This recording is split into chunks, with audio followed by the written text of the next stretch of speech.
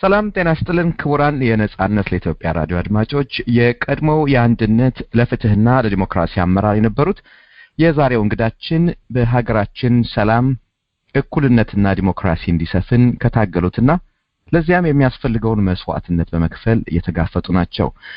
እንደው በኢትዮጵያዊ ጨዋነትና ለከፈሉት መስዋዕትነት ላለኝ ክብር አንቱ እያልኩ በመግቢያ ላይ በጠራቸው በግሌ አንተ እያልኩ በሚኖረን ቆይታ የምጠራቸው ወጣት ፖለቲከኛና ጋዜጠኛ ናቸው። ማዕከላዊን ጨምሮ በኢትዮጵያ ልዩ ልዩ እስር ቤቶች አስከፊ የሆነ ስቃይ ቢደርስባቸው ዛሬም በኢሳት ቴሌቪዥን ስለ ሀገራቸው ቀና የሚሉትን ሐሳብ በመሰንዘርና በመሞገት እናውቃቸዋለን። ፖለቲካችንና ዕለታዊ የኢሳት መደበኛ ፕሮግራሞች በሳል ሐሳቦቻቸውን የምንከታተልባቸው ናቸው።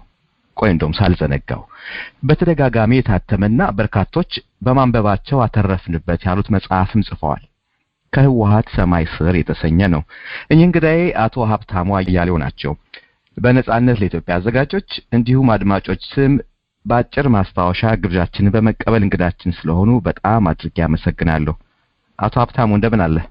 ጤና ይስጥልኝ አባት። እኔም በጣም ከልብ አመሰግናለሁ። የነጻነት ሬዲዮ ከዚህ በፊት እንደዚሁ ለቃለ ምልልስ ጋብዞ ነበር። አሁንም በድጋሚ በዚህ ሚዲያው ጋብዤ ለውይይት ለማድረግ እድሉን በማግኘቴ ከልብ ምስጋና ላቀርብ እወዳለሁ።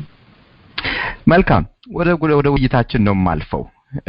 ለዛሬው ውይይታችን እንደ መግቢያ ወይ ደግሞ እንደ መጀመሪያ ርዕስ አድርጌ ወሰድኩት ወቅታዊውን የመንግስት አስተላለፍ እንደው ቀደም ብሎ ከተካሄደው ከኢህአዴግ ምክር ቤት ስብሰባ በኋላ እንዴት ታያዋለህ የሚል ጥያቄ ላስቀድም ሀብታሙ።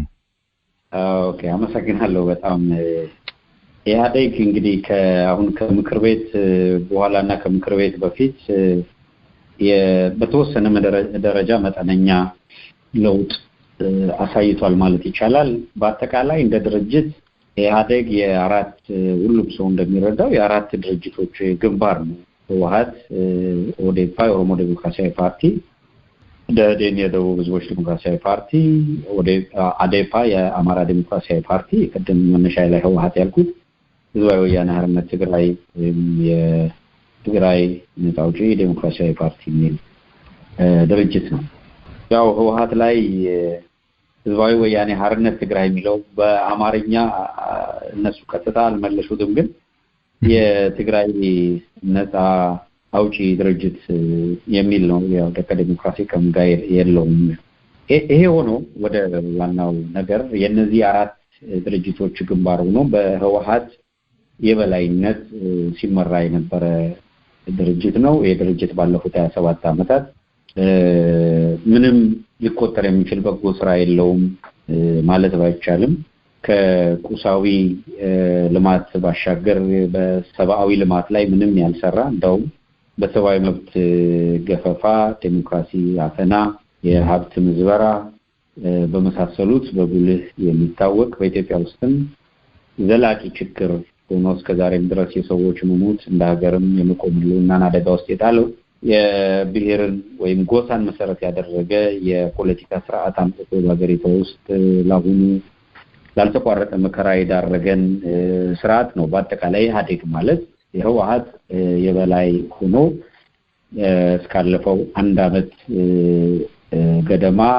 ሲሰራ ቆይቷል። ካለፈው አንድ አመት ወዲህ ያለው ኢህአዴግ ለውጥ አለው። ለውጡ በአመራር ደረጃ የህወሓት የበላይነት ከፌደራል መንግስቱ እና በክልሎች ላይ የነበረውን ተጽዕኖ ሙሉ በሙሉ ማስወገድ ተችሏል። ይሄ በተቀናጀ ህዝባዊ ትግል የተገኘ ውጤት እንደሆነ ልብ ይሏል።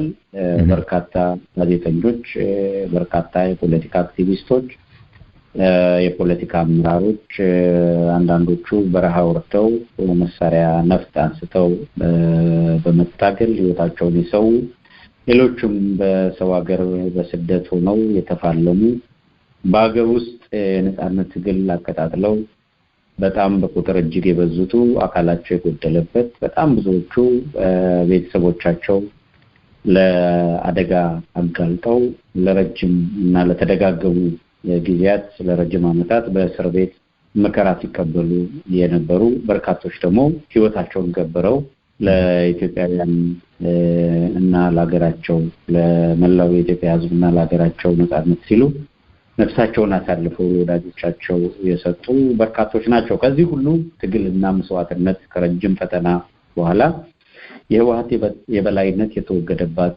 ኢትዮጵያን ማየት ተችሏል።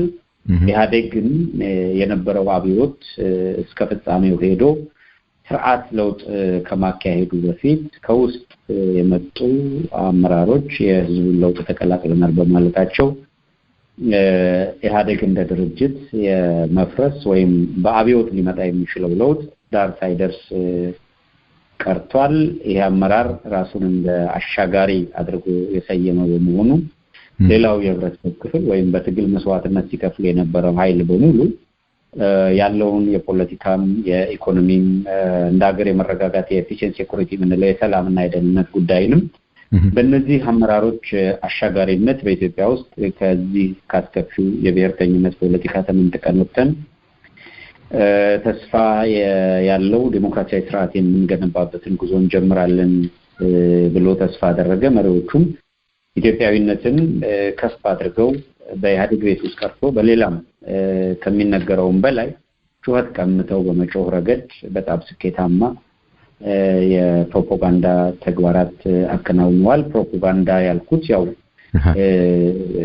ተራ ነው አይረቤ ነው የሚል መልክ ለማስያዝ ሳይሆን ከፊት ያሉት አመራሮች በዋነኛነት የተጠቀሙበት ወይም በህዝብ ልብ ውስጥ ገብተው ቅቡልነት ለማግኘት የነበረውም አብዮት ባለበት እንዲረጋጋና ኮስትን በቀነሰ ሁኔታ ብዙ ዋጋ በማያስከፍል ሁኔታ ወደ ዲሞክራሲ የመሸጋገር እድሉ ካለ እዚህ ጋር መታገሱ ጠቃሚ ነው ብሎ ሰከን ብሎ እንዲያይ ብረት ያዘውን ብረቱን እንዲጥል ለሰላማዊ ትግልም ቢሆን የተፋፋመ ትግል የሚያደርገውም ቢሆን ለጊዜው ተወጣ አድርጎ እድል በመስጠት እነሱ የሚሉትን ለማዳመጥ ፈቃደኛ የሆነው የአብዮታዊ ዲሞክራሲ ስርዓት እንዲቀጥል ካለው ፍላጎት አንፃር እንዳልሆነ ይታወቃል።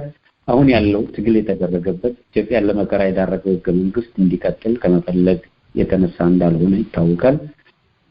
ይሁን እንጂ ህገ መንግስት በማሻሻል ዲሞክራሲያዊ ምርጫ አድርጎ ህዝብ የሚፈልገው መሪ እንዲመርጥ በማድረግም የዘር አስተላለፍ የተጫነው የአብዮታዊ ዲሞክራሲ ስርዓት እንዲቀር በማድረግም አይነተኛ ሚና ይጫወታሉ። የአሻጋሪነት ሚና ለመወጣት ይችላሉ የሚል እምነትና ተስፋ በመጣል የቆየ ነው። ይሄ ባለፉት አንድ አመታት በሚፈልገው ደረጃ ሊሄድ ባለመቻሉ ወይም ከንግግር አመራሮቹ ከሚሰጡት በቃል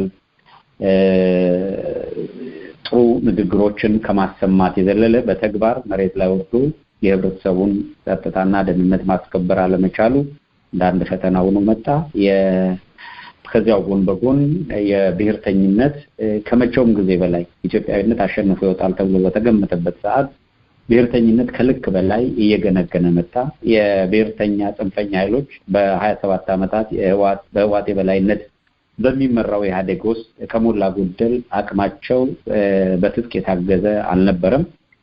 በአንድ አመት ጊዜ ውስጥ ግን አጠቃላይ ሀገሪቷን ስጋት ውስጥ ሊጥል በሚችል ሁኔታ ከመንግስት ግምጃ ቤት ወጥቶም በሚሰጣቸው መሳሪያ በሁሉም ክልሎች ሊባል በሚችል ደረጃ የታጠቁ ኃይሎች ጎበዝ አለቆች ዘመነ መሳፍንትን አጣድፈው ለማቅረብ የሚተጉ ኃይሎች ጉልበት ያገኙበት ሆነ። በአክቲቪዝም ስምም በሚዲያ ስምም የተደራጁ ኃይሎች ደግሞ የመንግስትን አቋም ለማስለወጥ በማንኛውም ጊዜ ያሻቸውን ከስልጣን ለማውረድና ለመስቀል የሚችሉበት ጉልበት የፈጠሩበት አመት ሆነ። በዚህ ምክንያት የተጠበቀው የዲሞክራሲ ሽግግር ተስፋና የምንጠብቀው የሚለመልም ኢትዮጵያዊ አንድነት እንደጉም እየተነነ ሲታይ በርቀት እንደሚንጨላጨል ወይም እንደ ብልብል ብሎ በስሱ ብን ብሎ እንደሚጠፋ ንፋስ ጭስ ሲታይ በአንጻሩ ብሔርተኝነት መሬት ላይ የራሱ ሚዲያ ከኖሮት በየክልሉ ክልሎች የራሳቸው ሚዲያ ክልሎች የራሳቸው ልዩ ኃይል ፖሊስ ክልሎች የራሳቸው ከመንግስት ውጪ ኢንፎርማል የተደራጁ የጸጥታ ኃይሎች ብቻ በአጠቃላይ እንዲህ አይነት መሰል ሁኔታዎች ኢኮኖሚውም በጣም እጅግ በሚያስደነግጥ ሁኔታ አሽቆልቆሎ የሃርድ ከረንሲ ጥረት በከፍተኛ ሁኔታ አገሪቷ አጣብቂኝ ውስጥ የወደቀችበት የዋጋ ግሽበቱ እጅግ የናረበት ሁኔታ ተፈጥሯል። በሚሊዮን የሚቆጠሩ ዜጎች ተፈናቅለዋል። ማንም ሰው ከአዲስ አበባ ውጪ መንቀሳቀስ አይችልም። ከቅርብ ጊዜ ወዲህ ደግሞ አዲስ አበባ ውስጥም ሰላማዊ ሰልፍ ቀርቶ በአዳራሽ ውስጥ ተሰብስቦ መናገር ወይም ሚዲያ ጠርቶ መግለጫ መስጠትም ወደማይቻልበት ደረጃ ተደርሷል። ከአዲስ አበባ ማንም ሰው የመንግስት ተጽዕኖ ካልሆነ በቀር ባለፉት 27 ዓመታት በፈለገው ክፍለ ሀገር ተዘዋውሮ የመኖር መብት ነበር። አልፎ አልፎ የሚገጥም ያውም በመንግስት ተኮር ወይም የመንግስት አካላት በሚሰጡት መመሪያና በሚያስቀምጡት አቅጣጫ መሰረት ከሚደርሱ መፈናቀሎች ውጪ እንደዚህ በገፍ በሚሊዮን የሚቆጠር ዜጎች ለአደጋ ተጋልጠው ለረሃብ ተጋልጠው የሚታደጋቸው ጠፍቶ ችግር የገጠመበት ጊዜ አልነበረም። ስለዚህ 10 ወራቱ እጅግ በጣም አደገኛ ሁኔታ የተከሰተበት ስለነበረ የኢህአዴግ ምክር ቤት ያሁኑ ስብሰባ ይሄንን አገሪቷ የገባችበትን ችግር በጥልቀት መርምሮ ሲያበቃ ከዚህ ችግር ኢትዮጵያ የምትሻገርበትን ዋነኛ አቅጣጫ ሊከተል ይችላል። አንዳንዶቹም ምናልባት ኢህአዴግ በዚህ ጉባኤ ራሱን ወደ አንድ ፓርቲነት ወይም ወደ ህብረ ብሔራዊነት ቀይሮ የኢትዮጵያ ህገ መንግስት እየተባለ የሚጠራው ህገ መንግስት እንዲያከትምለት ለማድረግ የመጀመሪያውን እርምጃ ሊራመድ ይችላል። በብሔር ተደራጅቶ የፖለቲካ ስልጣን ለመያዝ የሚደረግ ግብግብ እንዲያከትምለት ለማድረግም አንድ እርምጃ ወደፊት መሄድ የሚቻልበት የህግ ክልከላ ለማድረግ ምቹ መደላድሎች ይፈጥራል።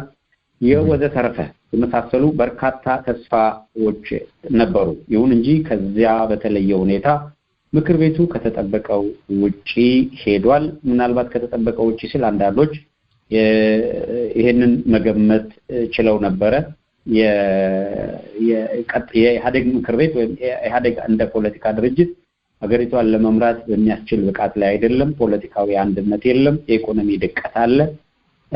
ስለዚህ የመስመር ልዩነት አምጥተዋል። ይሄ ትግል ኢህአዴግን ቆሞ የሚጠብቅ ሌላው ኃይል በሙሉ አገር ላይ እንዳትፈርስ የሚያስጠነቅቁ የተለያዩ ምሁራዊ ትንተናዎችም ስናደምጥ ቆይተናል። እንግዲህ የኢህአዴግ ምክር ቤት ከተካሄደ በኋላ መጠነኛ የአመራር ለውጥ ከማሳየትና ቀደም ሲል ከነበረው የክልል አመራሮች ወደ ፌደራል እንዲመጡ ከማድረግ በዘለለ በጥልቀት መርምሮ አገሪቷ የተሻለ አቅጣጫ የምትይዝበትን መንገድ በማምጣት ረገድ ስምምነትም የለም።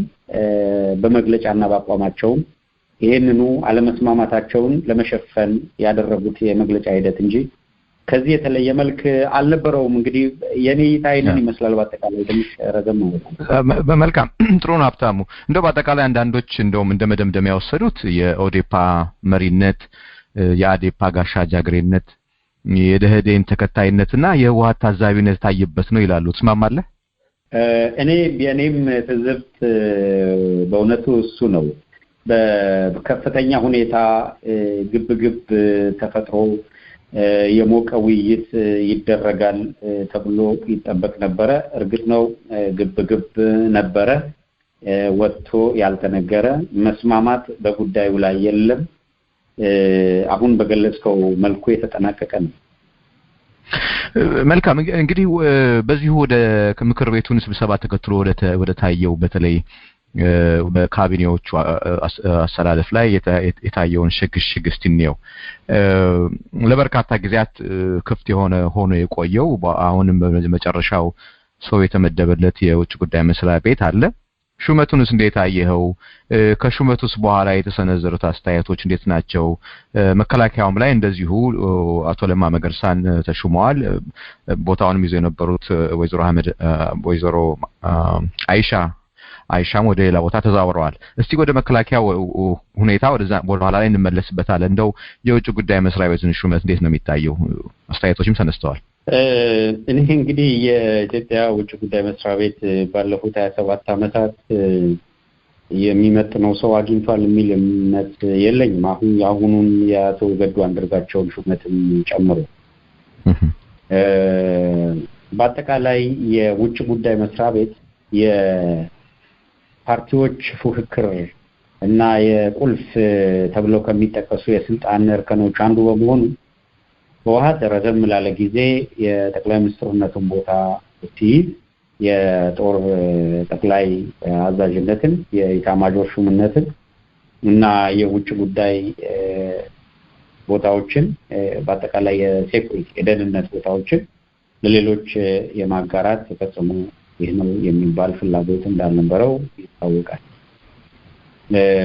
ውጭ ጉዳይ እንደዚህ አይነት የፖለቲካ ሹም የሚካሄድበት የፓርቲ ጥቅም ከማስከበር በዘለለ ለሀገራዊ ፋይዳ ትርጉም ያለው ሚና ሊጫወቱ የሚችሉ የኢትዮጵያን ሉዓላዊ ክብርና ታሪካዊ ዳራ በአግባቡ ከግምት አስገብተው ጂኦፖለቲክሱን በሚገባ ተረድተው የኢትዮጵያን ብሔራዊ ጥቅም ለማስከበር የሚሰሩ ኃይሎች በስልጣን ለመምጣት ያልቻሉበት ዘመን ነበረ። ስለዚህ ለኔ በድምር ውጤቱ አሁን የተደረገው ሹመት ስዩም መስፍን የነበረበት ወንበር ነው። ከዚያም በኋላ ኃይለማርያም ደሳለኝ የነበሩበት ዘመን ነው። ከዚያም አቶ ወርቅነህ ገበየሁ የነበሩበት ዘመን ነው። አቶ ገዱ አንዳርጋቸው ደግሞ አሁን ተተክተዋልና ለኔ በተመሳሳይ ሰዎች ምናልባት ይሄኛው ከዚህኛው በዚህ መንገድ የተሻለ ነው ብለን ማይነር ጉዳዮች አምጥተን እናወዳደር ካላልን በስተቀር የውጭ ጉዳይ የኢትዮጵያን የውጭ ጉዳይ መስሪያ ቤት ወክሎ ኢትዮጵያንና ሕዝቧን ወክሎ ለመስራት የዲፕሎማትነት ሙያና ልምድ በመስኩ ላይ በቂ ዕውቀትና ክህሎት የሚጠይቅ ተወዳዳሪም ተደራዳሪም ሰው የሚያስፈልግበት ነውና እንደዚህ አይነት ቦታ በጣም ካሪዝማቲክ የሆነ ተናግሮ የሚደመጥ መሪ አገርህን ወክሎ ስለሆነ የሚሄደው ተጽዕኖ ፈጣሪም ሊሆን የሚችል ሰው ማድረግ አስፈላጊ ነበረ። አንፎርቹኔትሊ ያደግ እንደዚህ አይነትም ሰው የለውም ማድረግም አልቻለም። ስለዚህ የተለመደው አይነት ነውና ውጭ ጉዳይ ተስፋ የሚደረግበት ተቋም ነው ብያላምንም በኒው መልካም ሀብታሙ እርግጥ ነው የኢትዮጵያ ውጭ ጉዳይ ሚኒስቴር መስሪያ ቤት ከተማ ይፍሩን ነምናሴ ኃይሌን ነክፍለ ወዳጄ ነጎሾሌን የመሳሰሉ እውቅ ዲፕሎማቶች የነበሩበት ነው። ባለፉት 27 አመታት ወዲህ እኔም ባንተ መስማማው ነው ብዙም የታደለ መስሪያ ቤት አይደለም ተገቢውን ሰው በማግኘት በኩል። እስቲ ወደ ሌላኛው ቅድም ወደ አነሳው ወደ ፈለኩት የመከላከያውን ጉዳይ እንሄድበት። እግረ መንገድህን በዛው የምታነሳው ጉዳይ አለ። ጋዜጠኛ ተመስገን ደሳለኝ ቀደም ሲል በመከላከያ አወቃቀር የሰው ኃይል አስተዳደርና ስብጥር ጋር በተያያዘ ያወጣውን ዝርዝር ጽሁፍ በመጥቀስ እንዲሁም የራስንም ዝርዝር መረጃዎች በማካተት እንደሚታወቀው በርካታ ተመልካች ባለው የሳተላይት ፕሮግራም ሐሳብህን አቀርበሃል፣ ብዙዎች ተመልክተውታል። ይህም መከላከያ ባሉት እዞች ዋና ዋና መምሪያዎች ወቅታዊ የኃላፊነት ቦታ ምደባ በብሔረሰብ ደረጃ ያለውን ስብጥር በማንሳት መከላከያ ላይ ያለው ተስፋ የተሟጠጠ ነው የሚል አስተያየት ሰንዝረሃል። እስቲ ይሄን የተነሳውን ሐሳብህን ብታብራራው። ምክንያቱም ከዚህ ጋር ተያይዞ ህዝቡ ውስጥ ብጅታ ለመፍጠር እንጂ የሌለ ነገር ነው የተነሳ የሚባልም ነገር ተነስቷል። በመሬት ላይ የሌለ ነገር ነው እንዴ ያነሳው አንተ?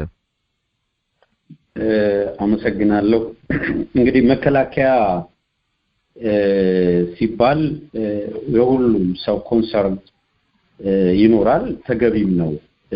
በመነገራችን ላይ በጣም ለረጅም ጊዜ በጣም በአቋም መከራከርበት አንዱ ነጥብ አሁን ሳይሆን ከህወሓትም ዘመን ጀምሮ የአገር መከላከያ ተቋም በማንኛውም መመዘኛ የአንድ ብሔር አባላት ተሰባስበው በተለይ እንደ ኢትዮጵያ ባለ የብሔር ፖለቲካ በሚንጣት አገር ውስጥ መከላከያን ነፃ ገለልተኛ ከፖለቲካ ንክኪ ውጪ ማድረግ በማንኛውም መመዘኛ የአንድ ብሔር አባላት በፖለቲካ ስልጣን አስተላለፍ ወይም በወታደራዊ አስተዳደራዊ ስልጣን አስተላለፍ የበላይነት እንዲይዙ ሆን ተብሎ የሚደረግ ማንኛውም ነገር ዋጋ ያስከፍለናል። ስለዚህ ዋና በየከማሰባቸው ተቋማት አንዱ የመከላከያ ዋናው ቀዳሚ ከሁሉም ማስቀደም። ምክንያቱም አገራችን በተለይ አሁን ካለ የኔ ስጋት አገሪቷ አሁን ካለችበት ሁኔታ አንፃር ኢህአዴግ ነው ያለው አገር እየመራ ያለ የተደራጀ ኃይል ሌላ አገር ለመምራት በሚያስችል ቁመና የተደራጀ ኃይል አገር ውስጥ እንደሌለ እናውቃለን። ኢህአዴግ አገር ውስጥ አገር ለመምራት በሚያስችል ቁመና የተደራጀ ኃይል በሌለበት ኢህአዴግ ደግሞ አሁን እንደምናየው እርስ በራሱ ተፈረካክሶ ህወሓትና ብአዴን ተፋጠው ምንም ብናስተባብለው ሊስተባበል በማይችል ደረጃ በኦህዴድና በብአዴን መካከል ደግሞ ግልጽ መቃቃርና ያለመተማመን ተፈጥሮ አመራሮቹ ራሳቸው በአደባባይ ወጥተው በስልጣን መገፋፋት አለ ብለው እየገለጹ በተግባርም ያው መሬት ላይ የታየው አለበት እንሸፍን ብንለው የማይሸፈን ቅራኔዎች አሉ ግልጽ የፖለቲካ ቅራኔዎች ይሄንን ተከትሎ በደህዴንን የተመለከትን እንደሆነ ወደ 9 ትንንሽ ክልልነት እንዲቀየር በተለይ በኦዴፓ በኩል ወይ ኦዲፒ በኩል ስትራቴጂክ የሆነ ክልሉን የደቡብ ክልልን የማዳከም እንቅስቃሴ እየተደረገ እንደሆነ ይሰማኛል ይሄ ለምንድን ነው በኢህአዴግ ውስጥ ገኖ የፖለቲካ የበላይነት ይዞ ለመውጣት የተዳከመ ደህዴን መኖሩ ወሳኝ ነው ህወሓት ከስልጣን ተገፍቶ ሄዷል ከብአዴን ጋር ያለው ወይም ከአዴፓ ጋር ያለው ቁርኝት ወይም በጋራ የፈጠሩት መተማመን በተለያየ መልኩ እየተሸረሸረ ከሄደ የኦዴፓን የኦሮሞ ዴሞክራሲያዊ ፓርቲን በኢህአዴግ ውስጥ ሊፈታተነው የሚችል ኃይል እንዳይኖር በማድረግ በኩል ታክቲካሊ በጣም ሰርተዋል ብዬ ነው የማምነው በሂደት ይሄውን ነገር እየተጋለጠ አደባባይ ይወጣ መሄዱ እንደማይቀርም ማምናለሁ ከዚህ አንፃር በፓርቲዎች ውስጥ የሚካሄደው ማንኛውም ሽኩቻ ዞሮ ዞሮ ኢህአዴግን የሚያፈርሰው ቢሆን ኢህአዴግ አብሮ እንዳይቆም የሚያደርገው ቢሆን ምን በተደጋጋሚ ምን ሰማው ነው አመራሩ በትሷል አመራሩ ተለያይቷል አመራሩ ጥርጣሬ ውስጥ ነው ያለው የመስመር ልዩነት አለ የማለመተማመን አለ አባሁኑ ምክር ቤት እንኳን ራሳቸው በገመገሙት በአጋር በእህት ድርጅቶች ወይም በግንባሩ አባል ድርጅቶች መካከል ያለመተማመንና መጠራጠር አለ ብለዋል ያለመተማመንና መጠራጠሩ ከምን የመጣ ነው ብለን ያየን እንደሆነ እነዚህ ናቸው ስልጣንን በሞኖፖሊ አንዱ የያዘ ነው አንዱ ሌላኛውን አላግባብ እየገፋ ነው አንዱ በሌላኛው ላይ የበላይነት ለመያዝ እየተሰራ ነው የሚል የፖለቲካዊ ትንተናዎች ነው ከዛ ሊወጡ የሚችሉት በዚህ ወቅት ይሄ ኢህአዴግ የሚባል ድርጅት ቢፈርስ አገሪቷ አደጋ ላይ እንዳትወድቅ ዜጎች ለአደጋ እንዳይጋለጡ የማድረግ አቅምና ኃላፊነት ያለበት ክፍል የቱ ነው ከተባለ መከላከያ በብሔርተኝነት ፖለቲካ ወይም የአንድ ብሔር ሄጂሞኒ የበላይነት እና ፍላጎት የፖለቲካ ዓላማ ከተጫነው በአጠቃላይ እንደ ሀገር ነው መንፈስ ስለዚህ መከላከያ ላይ የሚሰራ ማንኛውንም ነገር በጥንቃቄ ማየት ያስፈልጋል የኔ ኮንሰርን ሌላ ምንም ዓላማ የለውም ኢትዮጵያን የሚወድ ሰው መከላከያ ከህወሓት ጋር ታግለን ነፃ ይሁን ብለን ዋጋም ከፍለን ሁላችን መከላከያ ላይ የህወሓት የበላይነት ከተነሳ በኋላ የመከላከያ አሰላለፍ የስልጣን አሰላለፍ በኦዴፓ ተጽዕኖ ስር እየወደቀ ለመሆኑ ግምት አይደለም መሬት ላይ ያለውን እውነት ቅድም እንዳነሳው ጋዜጠኛ ተመስገን ደሳለኝ በዛ መስክ ላይ ሰፋ ያለ ጥናት አድርጎ በአገሩ ስለነባብ በበቃ መጽሔትም ላይ አትሞ አውጥቶት እንደነበረ እናስታውሳለን ትክክል እኔም ይህንኑ መነሻ አድርጌ ግን ባጭሩ መከላከያ ለምንድነው የኦዴፓ የበላይነት አለበት የምንለው ይሄ ከተጨባጭ እውነቱ የራቀ ነው የሚለውን እንመልከት እስኪ የአገር መከላከያ የጦር ጠቅላይ አዛዥ የሚሆነው በኢትዮጵያ አስተላለፉ ይታወቃል የአገሪቱ ጠቅላይ ሚኒስትር የጦር ጠቅላይ አዛዥ ይባላሉ የጦር ጠቅላይ አዛዡ የአገሪቱ ጠቅላይ ሚኒስትር የኦዴፓ ሊቀመንበር ናቸው የኦዴፓ ምክትል ሊቀመንበር የአገሪቱ የመከላከያ ሚኒስትር ናቸው የአየር ኃይል አዛዡ የኦዴፓ ኃይል ናቸው የኦዴፓ የሚለውን መጠቀመው በኢትዮጵያ ውስጥ ካልተወሻሸን በቀር በመከላከያ ምንበል በማንኛውም ተቋም ውስጥ ያሉ በነፃነት ነፃ ተቋሙ ነው ሊቀጥሉ የሚገባቸው አካላት የብሔር ፍላጎት የተጫናቸው የብሔር ጉዳይ ያስፈጸሙ በመቆየታቸው ነው ህወሓት ውስጥ በመከላከያ ውስጥ የህወሓት የበላይነት መኖር ትግል የተደረገበት በመከላከያ ውስጥ ያሉ ጀነራሎች የትግራይ ተወላጆች በመሆናቸው አይደለም የትግራይ ተወላጆች በመሆናቸው የህወሓት ሲምፓታይዘር ሆነው የህወሓት ጉዳይ ስለሚያስፈጽሙ በመከላከያ ውስጥ ኦሮሞ ሲበዛ የኦዴድ ፍላጎት የሚያስፈጽም ስለመሆኑ አንድ ሁለት ብሎ ማስረጃ ዘርዝሮ መከራከር ይቻላል ስለዚህ የክልላችን የሚል የኔነት የሚል የምንከተለው የብሔር ጦስ ያመጣው ነው ወደዛው ልመለስ እና የተወሰኑትን ላንሳ እንደተቀስኩት የጦር ጠቅላይ አዛዡ ጠቅላይ ሚኒስትር ዶክተር አብይ ናቸው የኦዴፓ ሊቀመንበር ናቸው የመከላከያ ሚኒስትር አቶ ለማ መገርሳ የኦዴፓ ምክትል ሊቀመንበር ናቸው ብርጋዴር ጀነራል ይልማ መርዲያ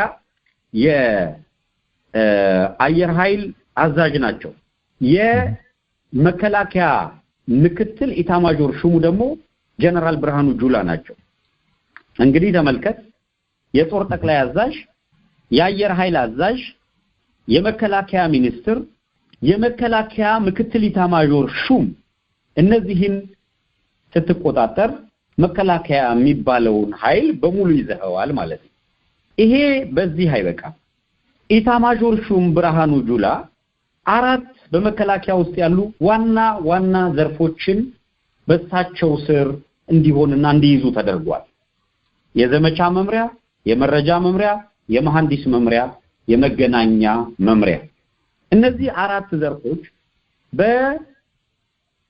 በምክትል ኢታማጆር ሹም ብርሃኑ ጁላ ስር ነው ያሉት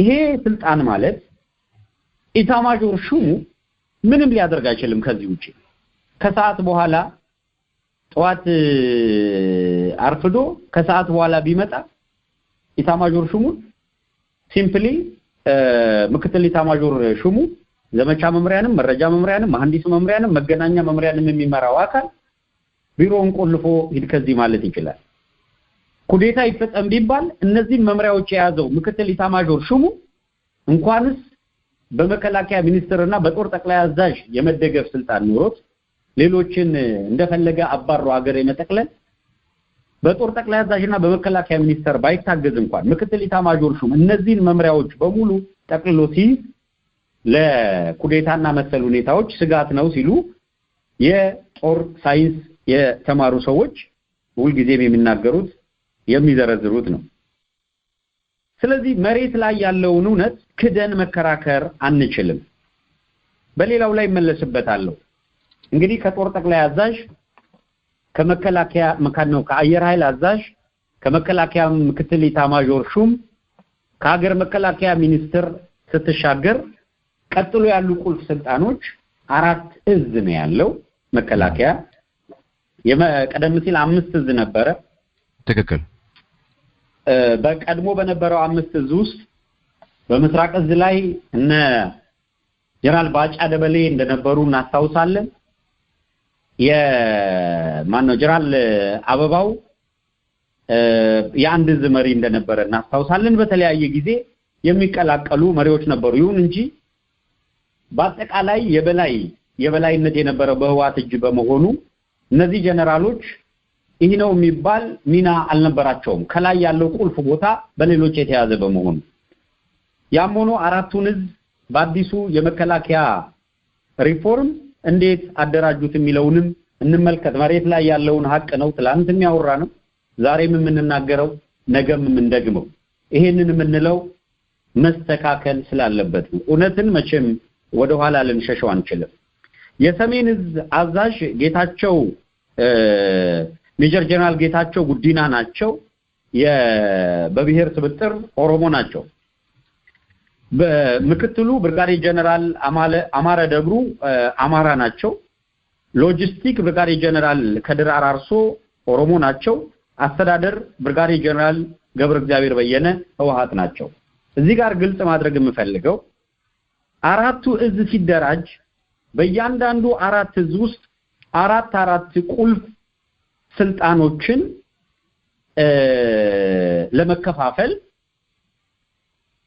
በኮሚቴ ተደራጅቷል በአዲሱ የሪፎርም እና አደረጃጀት ስለዚህ ሰሜን እዝ በስሩ 4 ጀነራሎች አሉት ምዕራብ እዝ 4 ጀነራሎች አሉት ምስራቅ እዝ 4 ደቡብ እዝ 4 የሁሉም አዛዦች ዋና አዛዦቻቸው የሜጀር ጀነራል ስልጣን ያላቸው ናቸው ቀሪዎቹ 3 በሁሉም መርከል ላይ የብርጋዴር ጀነራል ሹመት ያላቸው ናቸው ወይ ማዕረግ ያላቸው ናቸው እንግዲህ እንዳልኩት አዛዦቹን ብቻ በመጀመሪያው ብንጠራ ሰሜን ላይ አዛዡ እንደገለጽኩት ሜጀር ጀነራል ጌታቸው ጉዲና ናቸው ኦሮሞ ናቸው ምዕራብ እዝ ላይ አዛዡ ሜጀር ጀነራል አስራት ዜኔሮ ደቡብ ናቸው ምስራቅ እዝ ላይ አዛዥ ሜጀር ጀነራል ዘውዱ በላይ ያገው ናቸው ደቡብ ላይ አዛዥ ሜጀር ጀነራል ሙዝ መኮንን ናቸው ትግራይ ናቸው እነዚህ አራቱ እዝ በስራቸው ያሉ ቁልፍ አራት ሰዎች በአጠቃላይ አራቱ እዝ በኮሚቴ ሲዋቀሩ 16 አባላት ያሉት አራቱን እዝ የሚመራ ኮር ስልጣን ያለው የምድብ አለ ማለት ነው ለመግለጽ ሞከርነው ተመስገን ደሳለኝን በጥናቱ የገለጸው ይሄንን ነው እነዚህን 16 ቆጥረን ስናያቸው 6ቱ በብሔረሰብ ስብጥር ኦሮሞ 4ቱ ትግራይ 3ቱ ደቡብ 2ቱ አገው 1 አማራ ይሆናል በብሔረሰብ ስብጥር እናስቀምጠው በዚያው መሰረት የሰሜን እዝን ቅድም ተጠቅሼዋለሁ በሰሜን እዝ ውስጥ የመጀመሪያው ብርጋዴር በድጋሚ ደግሞ አለው አዛዥ ሜጀር ጀነራል ጌታቸው ጉዲና ኦሮሞ ናቸው ምክትል አዛዡ ብርጋዴር ጀነራል አማራ ናቸው ሎጂስቲክ ብርጋዴር ጀነራል ከድር አራቶ ናቸው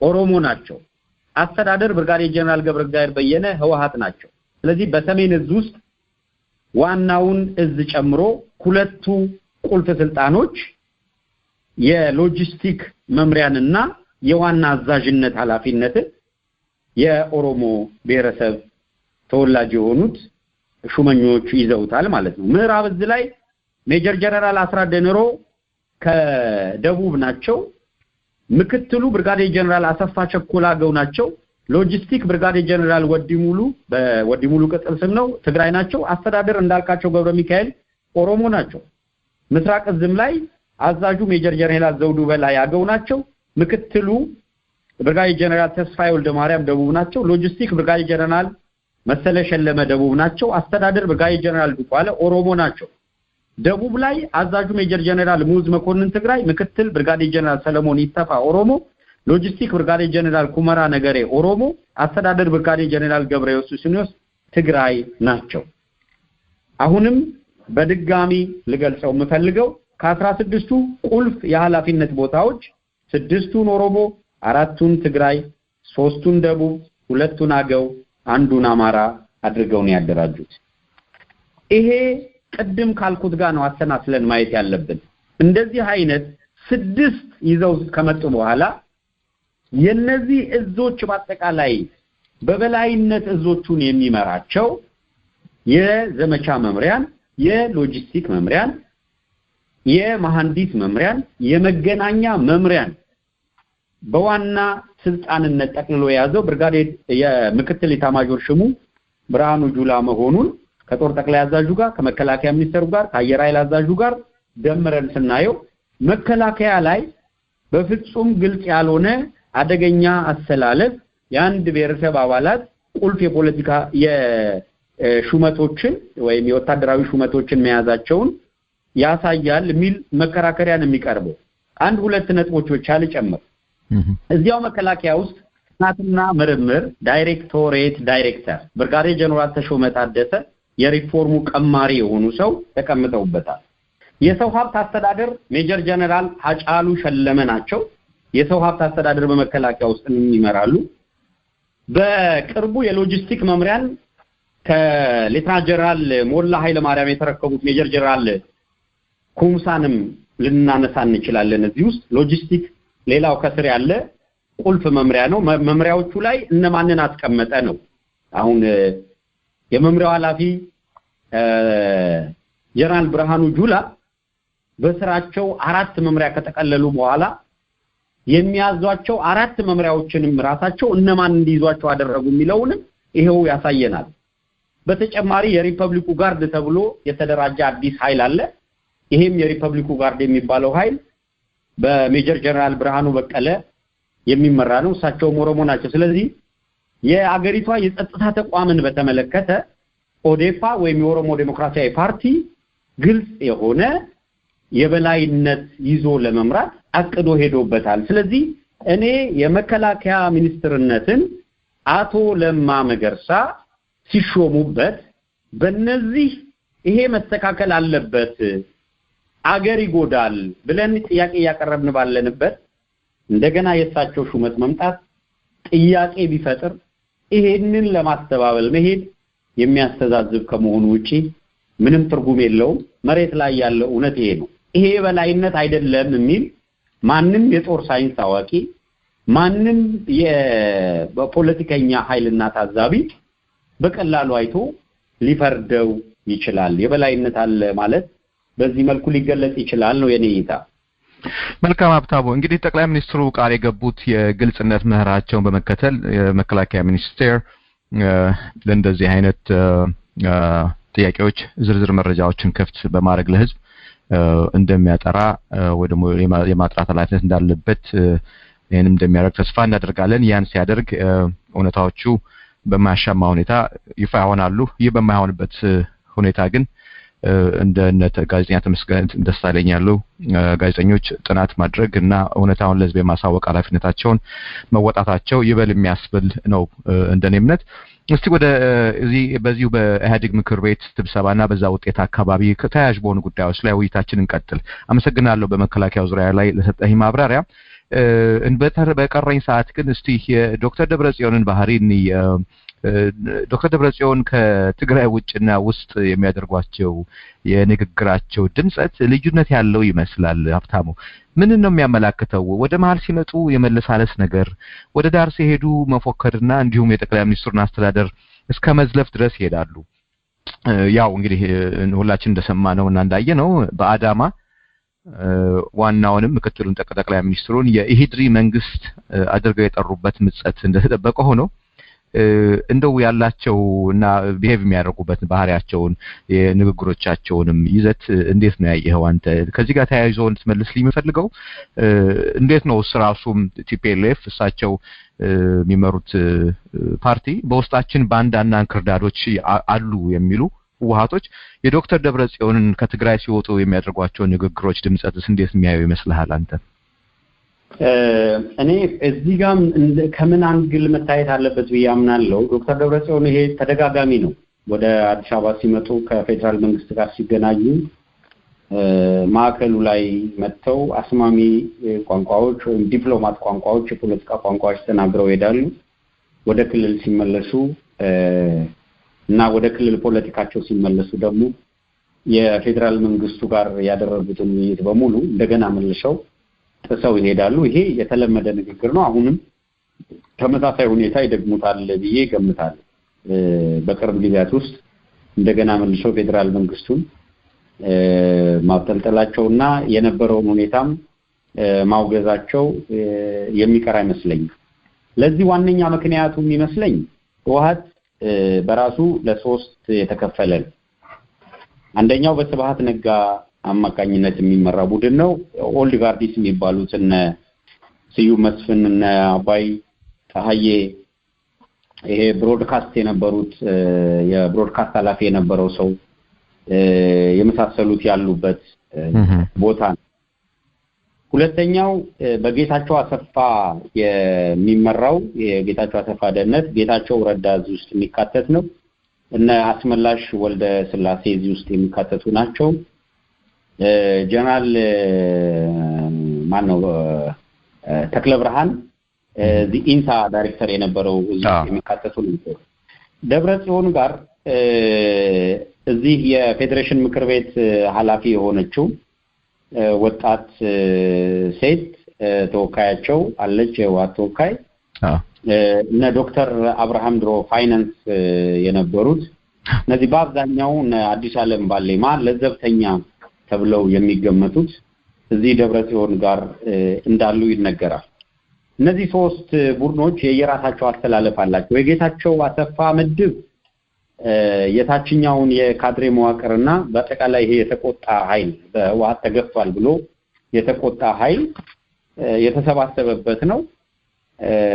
ሚሊሻውንና የክልሉን ጸጥታ ከጎኑ ማሰለፍ ስለቻለ በጣም ጉልበታም ነው። የሚዲያውን ክንፍ ደግሞ ጌታቸው ረዳ ስለሚመራው ጌታቸው አሰፋ እነ ጀነራል አብርሃ ኳርተርን የመሳሰሉት እነ ጀነራል ታደሰ ወረደን ይዞ ወታደራዊ እንቅስቃሴ የሚያደርግ ቡድን ነው። ስለዚህ በጣም ጉልበት አለው። የስብሐት ነጋ ቡድን የፖለቲካ ሴራዎቹን የሚጎነጉን ቡድን ነው። ይሄ ቡድን ኢህአዴግ ውስጥ አሸንፈን እንደገና ተመልሰን አሸንፈን ወጥተን የህወሓት የበላይነት ያለበትን ኢህአዴግ እውን ማድረግ ይቻላል። የመጀመሪያው እርምጃ ኢህአዴግ ራሱ አቅም እንዲያጣ እንዲከፋፈል ማድረግ ነው። የተደራጀ ሌላ ኃይል ስለሌለ በኢህአዴግ ውስጥ ክላሽ ተፈጥሮ ወደ መበታተን ከተሄደ ህወሓት የተደራጀ ኃይል ስለሆነ አሁንም ኢትዮጵያን አዳኝ ሆኖ መምጣት ይችላል የሚል መስመር ይከተላሉ ነው ባለኝ መረጃ። የጌታቸው አሰፋ ቡድን ከዚህ በኋላ ተመልሶ የህወሓት የበላይነት የሚረጋገጥበት ኢህአዴግ ስለማይኖር በዋነኛነት የክልሉን ህልውና ማስጠበቅ ነው። የትግራይ ክልልን በጣም ከበዛ የትግራይ ሪፐብሊክ እስከማለት እንሄዳለን። ሌሎች ክልሎች ለትግራይ ክልል ነፃ ሆኖ የመኖር ተፈታታኝ ሊሆኑ የሚችሉ አካላትን በተለያየ መንገድ ማዳከምና የብጥብጥ አጀንዳ ለነሱ መስጠት የሚል ቡድን አለ። የደብረጽዮን ቡድን ከነዚህ ሁለት አካላቶች ጋር ይጋራል። የሚጋራው ሶስቱን አንድ የሚያደርጋቸው የሌላው ኃይል አሁን የተነሳው የለውጥ አመራርም ምንም የሚባለው ኃይል ጠላት ነው በሚል ይስማማሉ። አልቲሜትሊ ግባቸው የበላይነት የህወሓት የበላይነት መምጣት አለበት በሚልም ይጋራሉ። ነገር ግን ደብረጽዮን ሞር ዲፕሎማት ለመሆንና አሁን ባለው የኢህአዴግ ስርዓት ውስጥ ቀስ ብለን በርጋታ በአብዮታዊ ዲሞክራሲ መስመር ብቻ ጉዞ እንዲካሄድ አሁን እኛ በቀረጽነው ህገ መንግስት ብቻ እንድንንቀሳቀስ ትግል ካረግን የህገ መንግስቱ እስካልተናደ በማንኛውም መመዘኛ ህወሓት አትራፊ ነው። አሁን ያለው ፌደራሊዝም እስከቀጠለ ድረስ በስልጣን ሽሚያና በመሳሰሉት ክፍፍል ሲፈጠር ዞሮ ከትልልቅ ከሚባሉት መካከል ሂደው የህወሓትን አጋርነት መፈለጋቸው አይቀርም የሚል የቀን መጠበቅ የማስላት ፖለቲካ ከአቅም ማነስም የሚመጣ ጭምር ነው።